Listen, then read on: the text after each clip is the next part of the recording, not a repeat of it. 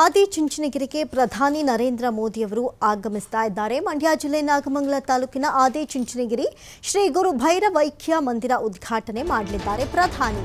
ನಮ್ಮ ಸ್ವಾಗತಕ್ಕೆ ಸಕಲ ರೀತಿಯಲ್ಲಿ ಸಜ್ಜಾಗಿದೆ ಈಗಾಗಲೇ ಶ್ರೀ ಕ್ಷೇತ್ರ.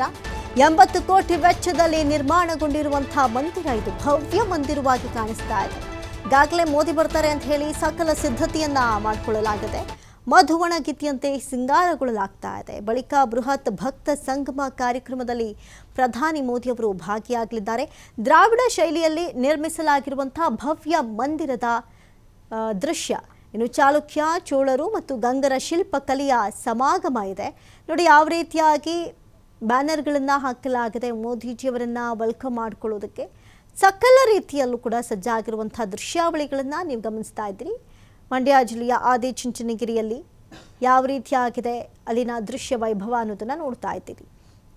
ಪ್ರಧಾನಿ ಭೇಟಿ ಹಿನ್ನೆಲೆ ಚುಂಚನಗಿರಿಯಲ್ಲಿ ಖಾಕಿ ಕಣ್ಗಾವಲನ್ನು ಇಡಲಾಗಿದೆ. ಹೆಚ್ಚಿನ ಖಾಕಿ ಸರ್ಪಗಾವಲಲ್ಲಿರುತ್ತೆ.